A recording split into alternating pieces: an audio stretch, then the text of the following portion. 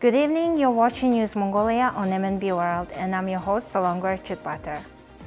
And for our top stories, nearly 36,000 tons of coal exported through Zamyn-Uud port in March. Russian President commissions the start of the Sila Sibiri 2 gas pipeline project. The Love Does Not Hurt campaign concludes. For other news, stay tuned.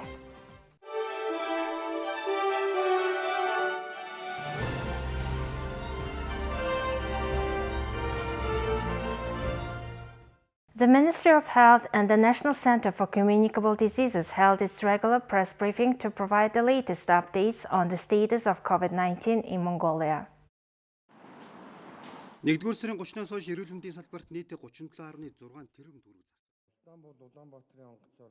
The director of the National Center for Communicable Diseases, Nyamho, reported that 7 people with suspicious symptoms registered on March 30th tested negative for COVID-19. As per March 31st, a total of 218 people are isolated at the NCCD and are under observation. For contagion prevention measures, surveillance tests are being conducted at the district hospitals. Probes were taken from 12 people undergoing pneumonia and flu treatments at the hospital. Test results revealed that those 12 people have tested negative for COVID-19. The main purpose of the surveillance study is to reveal whether there are COVID-19 infected people at the local hospitals. On March 30th, 2 coronavirus patients who were treated at the NCCT were discharged from the hospital. The authorities and the medical team advised those 2 people to self-quarantine at home for 2 more weeks as a preventative measure. We remind you that Mongolian passenger who arrived on chartered flight from Istanbul tested positive for COVID-19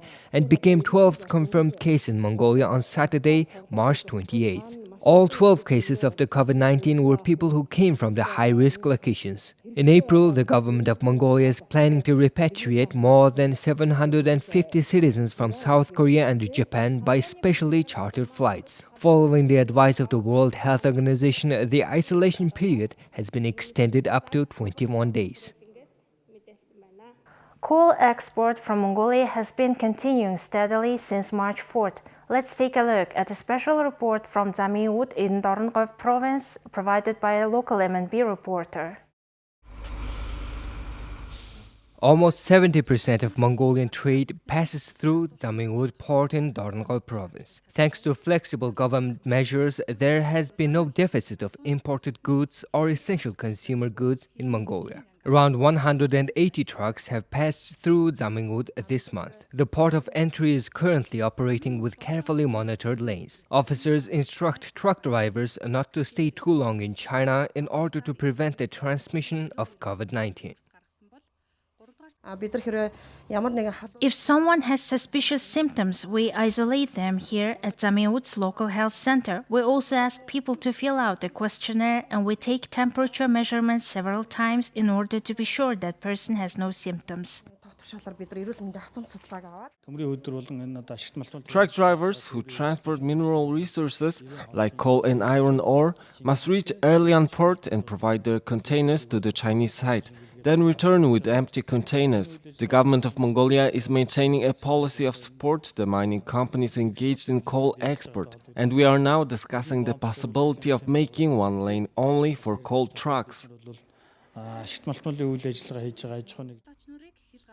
Aside from coal, the country exports a small quantity of zinc and molybdenum through Zamyn-Uud. In the first 2 months of 2020, 392,000 tons of coal was exported through Zamyn-Uud port. From March 4th through March 27th, a total of 35,600 tons of coal and 6,300 tons of iron ore were exported by 470 trucks traveling to China.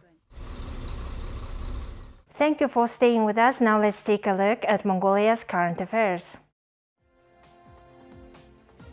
Prime Minister of Mongolia visited the Russian Federation in 2019 and discussed establishing a gas pipeline through Mongolia, and a working group was established to prepare for the mega project. Russian President Vladimir Putin met with the chairman of the board of directors of Gazprom on March 29th and commissioned the start of Sila Sibiri 2 gas pipeline project. The project has been discussed and researched for well over 3 decades. The establishment of the pipeline will ensure the shortest and safest route for transportation of natural gas from Russian Federation to the People's Republic of China. The Prime Minister said that the establishment of gas pipeline will be carried out under tripartite participation from Mongolia, Russia and China, and that the project would make a significant contribution to the social and economic development of the 3 countries. The year 2020 marks the 30th anniversary of diplomatic relations of Mongolia and the Republic of Korea. During the last 30 years, the Republic of Korea has become Mongolia's 3rd neighbor country, one of the major trade and investment partners. The relation between the 2 countries expanded over the last 3 decades and reached the level of a strategic partnership. Mongolia and South Korea partner in various sectors, including humanitarian sector, education, tourism, trade, business, investment, politics and regional security. The governments of the 2 countries announced that the 2020 anniversary will be celebrated under the slogan of Mongolia-South Korea Friendship Year. Now let's take a look at currency exchange rates provided by Mongol Bank.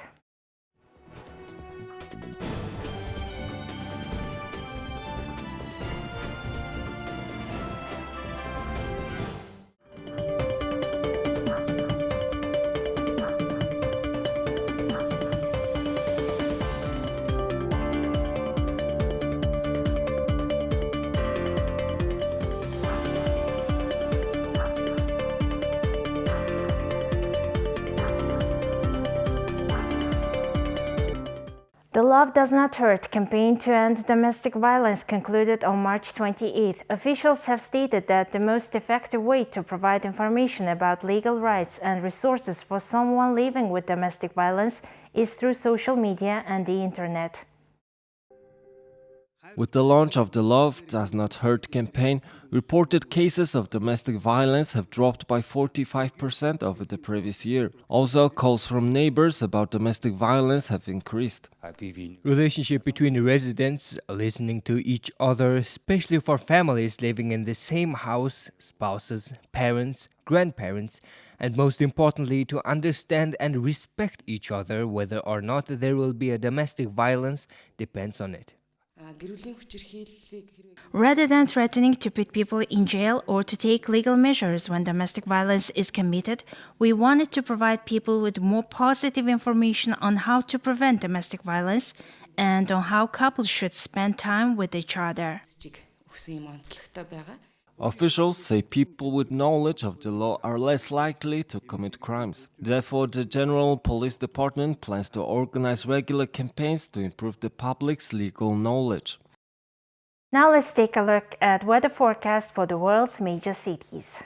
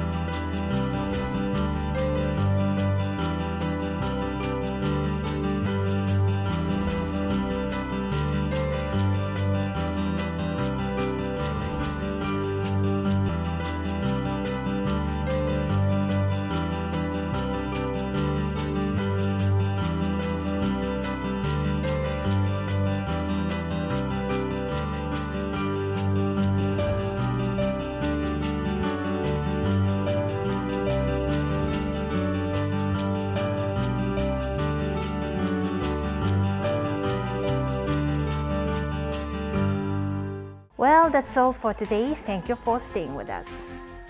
We'll see you tomorrow with more news and updates. Have a nice evening. Goodbye.